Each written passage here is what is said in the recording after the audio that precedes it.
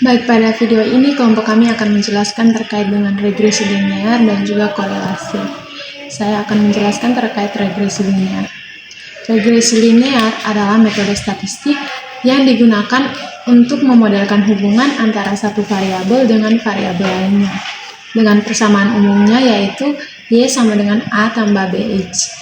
Dengan Y itu merupakan variabel dependen atau variabel terikat, X merupakan variabel independen, A merupakan konstanta, dan juga B merupakan koefisien atau kemiringan.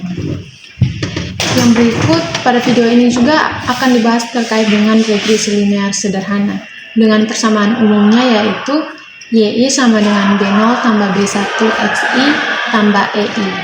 Dengan keterangannya, YI merupakan variabel dependen, XI merupakan variabel independen, B0 sama dengan intersect, B1 sama dengan slope atau kemiringan garis, dan EI merupakan error atau residualnya. Nah, dari persamaan ini dapat digunakan untuk menurunkan estimasi parameter dengan menggunakan metode kuadrat kecil. Nah, ini dilakukan dengan meminimalkan fungsi error, di mana fungsi error yang ingin diminimalkan yaitu S sama dengan sigma YI kurang B0 kurang B1 XI kuadrat. Nah, dari fungsi ini dapat diturunkan menjadi ds dB0 sama dengan 2 dikali sigma YI kurang B0 tambah B1 XI dikali dengan min 1, di mana ini merupakan turunannya. Selanjutnya disederhanakan menjadi min 2 dikali sigma YI kurang B0 kurang B1 XI. Yang berikutnya min 2 dikali sigma YI kurang B0 kurang B1 XI sama dengan 0. Sehingga akhirnya didapatkan persamaan YI sigma YI kurang B1 sigma XI sama dengan NB0. Nah, di sini kita ingin mencari B0-nya, sehingga B0 sama dengan sigma YI kurang B1 sigma XI dibagi dengan N. Jadi B0-nya sama dengan sigma YI per N kurang B1 sigma XI per N. Sehingga hasil akhirnya B0 sama dengan Y bar dikurang B1 X bar. Kemudian kita juga akan menurunkan terhadap B1 untuk mencari nilai B1-nya. Di mana turunannya yaitu ds dB1 sama dengan 2 dikali sigma YI kurang B0 kurang B1 XI dikali min XI. Sehingga dari turunannya akan diperoleh persamaan sigma XI kali YI kurang B0 kurang B1 XI sama dengan 0. Nah, dari sini kita dapat langsung substitusi ke persamaan awalnya yaitu YI sama dengan B0 tambah B1 XI, atau kita jabarkan dulu, tetapi di sini langsung saja disubstitusikan ke persamaan YI sama dengan B0 tambah B1 XI, sehingga menjadi B0-nya kita ganti dengan Y bar kurang B1 X bar, sehingga persamaannya menjadi Y bar kurang B1 X bar tambah B1 XI. Kemudian karena kita ingin mencari B1, maka persamaannya menjadi Y1 kurang Y bar sama dengan B1 XI kurang X bar. Sehingga diperoleh hasil akhirnya yaitu B1 sama dengan sigma dikali XI kurang X bar dikali YI kurang Y bar dibagi dengan sigma XI kurang X bar. Yang berikutnya kasus analisis regresi. Seorang peneliti ingin mengetahui hubungan antara jumlah jam belajar X dan nilai ujian matematika Y. Dari 15 mahasiswa, data berikut dikumpulkan. Langkah pertama yang kita harus hitung yaitu rata-rata. X bar sama dengan sigma XI per N sama dengan 82 per 15 sama dengan 5,47. Y bar sama dengan sigma YI per N sama dengan 1019 per 15 sama dengan 67,93. Data berikut sudah tersedia di slide. Langkah kedua yang harus kita hitung slope. B1 sama dengan sigma kali XI kurang X bar, YI kurang Y bar per sigma XI kurang X bar kuadrat dan data yang sudah tersedia di slide. Untuk menghitung B1, kita dulu harus mencari duluan yaitu sigma XI kurang X bar dikalikan YI kurang Y bar sama dengan 654,63. Lalu cari sigma XI kurang X bar dikuadratkan sama dengan 133,72. Jadi B1 sama dengan 654,63 per 133,72 sama dengan 4,89. Langkah ketiga, kita harus menghitung intercept. B0 sama dengan Y bar kurang B1 kali X bar sama dengan 67,93 kurang 4,89 dikalikan dengan 5 kali 5,47 sama dengan 67,93 kurang 26,75 sama dengan 41,18. Langkah keempat yaitu masukkan dalam persamaan regresi. Jadi Y topi sama dengan 41,18 tambah 4,89 X. Termasuk ke interpretasinya. Yang pertama interpretasi koefisien slope itu B1 sama dengan 4,89. Angka 4,89 menunjukkan bahwa setiap penambahan 1 jam belajar akan meningkatkan nilai ujian sebesar 4,89 poin dengan asumsi faktor lain tetap. Misalnya, jika seorang mahasiswa awalnya belajar 3 jam dan meningkat menjadi 4 jam, maka nilai ujian yang diprediksi akan meningkat sebesar 4,89 poin. Yang kedua, interpretasi intercept. B0 sama dengan 41,18. Angka 41,818 adalah nilai ujian yang diperkirakan jika jam belajar adalah 0. Artinya, jika seorang mahasiswa tidak belajar sama sekali, maka nilai ujian yang diprediksi adalah sekitar 41,18 poin. Sudah. Di sini saya akan menjelaskan tentang korelasi. Korelasi dalam ilmu statistik adalah hubungan antara dua variabel atau hubungan tersebut dapat berbentuk hubungan simetris, hubungan sebab akibat, atau hubungan interaktif atau saling mempengaruhi. Korelasi, hubungan atau pengaruh dapat diartikan bahwa perubahan suatu variabel bebas akan diikuti oleh perubahan satu atau lebih variabel yang lain yang secara teoritis kedua variabel tersebut memiliki keterkaitan. Korelasi dapat berstatus positif, paralel, searah, negatif, berlawanan arah, atau tidak berpola nihil. Korelasi positif terjadi apabila kedua variabel atau lebih yang berhubungan itu menunjukkan adanya perubahan yang searah atau paralel. Artinya, kenaikan variabel X selalu diikuti oleh kenaikan variabel Y. Begitu juga penurunan variabel X selalu diikuti oleh penurunan variabel Y. Korelasi negatif terjadi apabila kedua variabel atau lebih yang berhubungan itu menunjukkan adanya perubahan yang berlawanan arah. Artinya, kenaikan variabel X selalu diikuti oleh penurunan variabel Y. Begitu juga penurunan variabel Y selalu diikuti oleh kenaikan variabel Y.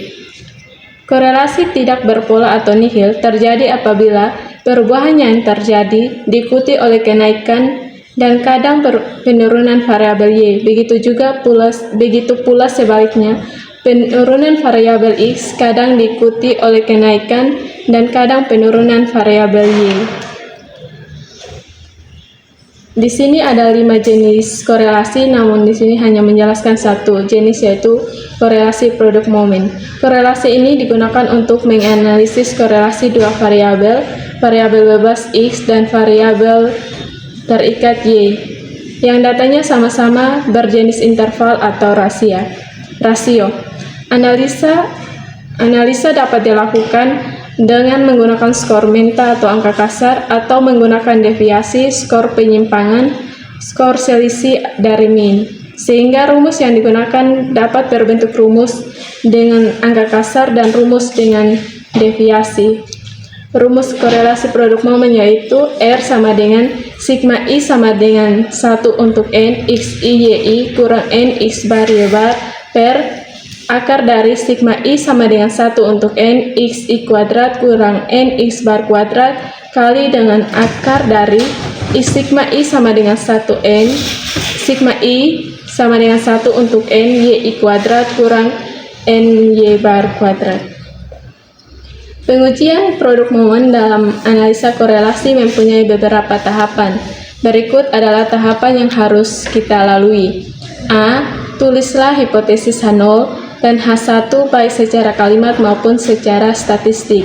H0 Rxy sama dengan 0, H1 Rxy-nya tidak sama dengan 0. B. Untuk memudahkan perhitungan, buatlah sebuah tabel bantuan yang memuat nilai X, Y, XY, X kuadrat, dan Y kuadrat. C. Hitung nilai R dengan menggunakan rumus Rxy sama dengan N kali XY kurang X kali Y per akar dari N kali X kuadrat kurang X kuadrat kali N kali Y kuadrat kurang Y kuadrat. D. Tentukan taraf signifikansi pengujian alfa. E. Uji signifikansi hasil perhitungan dengan menggunakan uji T. T hitung sama dengan R akar dari N kurang 2 per akar dari 1 kurang R kuadrat. F. Bandingkan nilai T hitung dengan T tabel pada taraf signifikan alfa dan derajat bebas N kurang 2. Tentukan keputusan tolak H0 apabila T hitung lebih besar sama dengan T tabel yang artinya signifikan. G. Tulis kesimpulan dari hasil pengujian. Selanjutnya saya akan menjelaskan tentang contoh dari korelasi. Oke, misal apabila seorang peneliti ingin mengetahui apakah ada korelasi antara nilai bidang studi matematika sebagai variabel Y di kelas 12 SMU dengan nilai mata kuliah statistik pendidikan variabel Y di perguruan tinggi. Maka hipotesa penelitian dirumuskan sebagai berikut. Yang pertama, hipotesa kerja atau alternatif H1, terdapat korelasi antara nilai matematika di kelas 12 SMU dengan nilai statistik pendidikan di perguruan tinggi. Yang kedua, hipotesa nihil atau H0, tidak terdapat korelasi antara nilai matematika di kelas 12 SMU dengan nilai statistik di pendidikan perguruan tinggi. Oke, yang berikut data yang terkumpul dari 10 mahasiswa terdeskripsi pada tabel berikut. Kita dapat melihat tabel ini, yaitu ada nomor mahasiswa, nilai matematika, dan nilai statistik pendidikan. Yang berikut lagi, persiapan perhitungan koefisien kolerasi variabel X dan Y dengan rumus angka kasar. Jadi di sini ada nilai N, X, Y, X kuadrat, Y kuadrat dengan X dikali Y. Nah, data-data yang dibutuhkan pada tabel di atas kemudian dimasukkan ke dalam rumus kolerasi dengan angka kasar sebagai berikut. R, XY sama dengan N dikali XY kurang X kali Y per akar dari N kali X kuadrat kurang X kuadrat dikali dengan N kali Y kuadrat dikurang Y kuadrat. Itu sama dengan 10 dikali 188,5 dikurang 35 kali 50 per akar dari 10 kali 137 dikurang 35 kuadrat dikali dengan 10 kali 276 dikurang 50, itu sama dengan 1885 dikurang 1750 per akar dari 1370 dikurang dengan 1225 dikali dengan 2760 dikurang 2500. Selanjutnya yaitu sama dengan 135 per akar dari 145 dikali dengan 260. Itu sama dengan 135 per akar dari 37.700. Sama dengan 135 per 194,165. Itu hasilnya yaitu 0,695. Itu sebagai RE atau R empirik. Setelah koefisien kolerasi RE atau R empirik yaitu 0,695 ditemukan, maka langkah berikutnya adalah menguji hipotesis nilai H0 yang telah dirumuskan. Adapun prosedur menguji hipotesis nihil H0 adalah sebagai berikut. Yang pertama, konsultasi RE dengan RT R tabel pada tabel produk momen. Yang kedua yaitu tentukan taraf signifikansi 5% atau taraf kepercayaan 95% atau taraf signifikansi 1%, taraf kepercayaan 99%. Nah, selanjutnya yaitu cari N atau jumlah sampel responden pada tabel, di mana N itu yang sudah diketahui yaitu 10. Nah, itu tadi terdapat pada tabel sebelumnya. Selanjutnya yaitu bila RE atau R empirik itu lebih besar atau sama dengan RT, maka H0 ditolak, dan itu berarti HA diterima atau H1 itu diterima. Nah, hasil akhirnya ditemukan nilai RT pada N sama dengan 10 dan taraf signifikansi 5% itu sama dengan 0,632 dan pada taraf signifikansi 1% itu sama dengan 0,765. Yang kedua berarti pada taraf signifikansi 5% itu RE-nya itu lebih besar dari RT, H0 ditolak dan H1 diterima. Dan pada taraf signifikansi 1% RE itu lebih kecil dari RT, H0 diterima dan H1 ditolak. Dalam hal ini peneliti boleh memilih taraf 5% atau 1% sesuai dengan tujuan. Oke, kesimpulan akhirnya terdapat kolerasi positif yang signifikan antara nilai matematika di kelas 12 SMU dengan nilai statistik pendidikan di perguruan tinggi.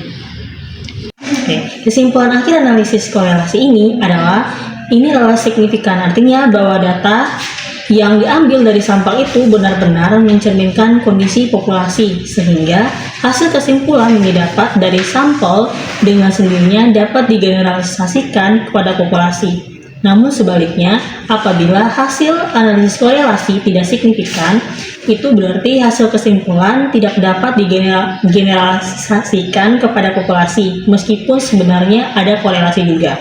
Setelah proses pengujian hipotesis selesai dan signifikan, langkah selanjutnya adalah mengartikan tingkat korelasi dengan cara menguji uji T. Jadi T hitung sama dengan R dikali akar dari N kurang 2 per R kali akar 1 kurang R dikuadratkan. Jadi T sama dengan 0,696 dikalikan akar 10 kurang 2 per akar 1 kurang 0,696 dikuadratkan. T sama dengan 0,696 kali 2,828427 per akar 1 kurang 0,483025. Jadi T sama dengan 1,965757 per 0,71901. T sama dengan 2,733978. Jadi T dibulatkan jadi 2,734. Hasil T hitung tersebut kemudian dikonsultasikan atau dibandingkan dengan harga T pada tabel nilai kritis T. Pada taraf signifikansi 5% dan derajat kebebasan N kurang 2 yaitu 10 kurang 2 sama dengan 8, ditemukan harga T tabel sebesar 2,306. Nah, ternyata harga T hitung 2,734 lebih besar daripada harga T tabel, yaitu 2,306, sehingga H0 ditolak. Hal ini berarti terdapat korelasi positif yang signifikan antara nilai matematika di kelas 12 SMU dengan nilai statistik pendidikan di perguruan tinggi. Koefisien korelasi yang didapat adalah sebesar 0,695 positif yang cukup.